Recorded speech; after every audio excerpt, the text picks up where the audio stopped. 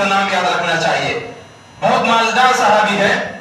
مدینہ میں ان کی زمین ان کی پراپرٹیاں جتنی تھی سب انہی کے نام سے تھی.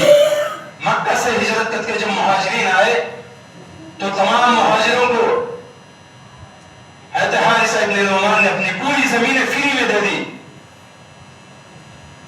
نبی صلی اللہ علیہ وسلم کے ایک معمول تھا, اپنے بیٹی فاطمہ سے روز آنا ملنے کے لیے آیا جایا کرتے تھے. کبھی گرمی میں, سردی میں, سخت دھوپ میں, تیز گرمی میں آتے تھے جاتے تھے ملاقات کرنے کے لیے.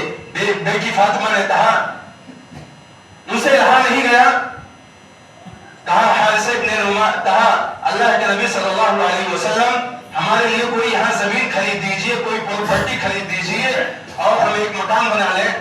آپ کو آنے جانے میں بہت دقتیں ہوتی ہیں, بہت پریشانیاں ہوتی ہیں, بہت تکلیفیں ہوتی ہیں. آپ گرمی میں آتے ہیں, سردی میں آتے ہیں, ہم سے ملاقات کرنے کے لیے آتے ہیں, کیوں نہ ہمارے لیے ایک زمین یہاں خرید کر دے دے تاکہ ہمارا یہاں گزر بسر ہو جائے, ہمارا گھر آباد ہو جائے اور آپ کو پریشانی بھی نہ لاحق ہو. اللہ کے نبی جناب محمد رسول اللہ صلی اللہ علیہ وسلم کا سننا تھا. کہا کوئی بات نہیں ہے بیٹی فاطمہ, اگر یہاں کوئی زمین خالی ہے, کوئی پراپرٹی خالی ہے تو آپ دیکھ لیجئے اور ہمیں بتا دیجئے, میں آپ کے لیے وقف کر دوں گا, خرید دوں گا. کہا ٹھیک کوئی بات نہیں. کہا یہاں حارثہ ابن نعمان رضی اللہ تعالیٰ عنہ بہت بڑے مالدار ہیں, ان کی پوری پراپرٹیاں, پوری زمینیں انہی کی ہیں. اتنا سننا تھا کہ اللہ کے نبی صلی اللہ علیہ وسلم نے کہا اے میری بیٹی فاطمہ, آپ حارثہ ابن نعمان کی بات کرتے ہیں. حارثہ ابن نعمان نے بہت ساری چیزیں اللہ کے راستے میں قربان کر دی ہیں. مجھے شرم آتی ہے ان سے کچھ مانگنے ہوئے, مجھے شرم آتی ہے ان سے کچھ مانگتے ہوئے, میں ان سے کچھ نہیں کہہ سکتا. میرے بھائیو, بہت مشہور صحابی حارثہ ابن نعمان, نوجوانوں کو ان کا نام یاد رکھنا چاہیے. ایک مرتبہ اللہ کے نبی جناب محمد رسول اللہ صلی اللہ علیہ وسلم سے حارثہ ابن نعمان رضی اللہ تعالیٰ عنہ ملاقات کرنے کے لیے آتے ہیں تو دیکھتے ہیں کہ نبی صلی اللہ علیہ وسلم مکہ میں چھت پر کھڑے ہو کر جو ملاقات کر رہے ہیں, وہ دیکھ رہے ہیں کوئی آلریڈی کوئی پہلے سے ان سے کوئی ملاقات کر رہا ہے. وہ دیکھتے ہیں تو انتظار کرتے ہیں, کھڑے ہو جاتے ہیں. 10 منٹ, 15 منٹ, آدھا گھنٹہ, 1 گھنٹہ گزر گیا, انتظار کرتے کرتے تھک گئے.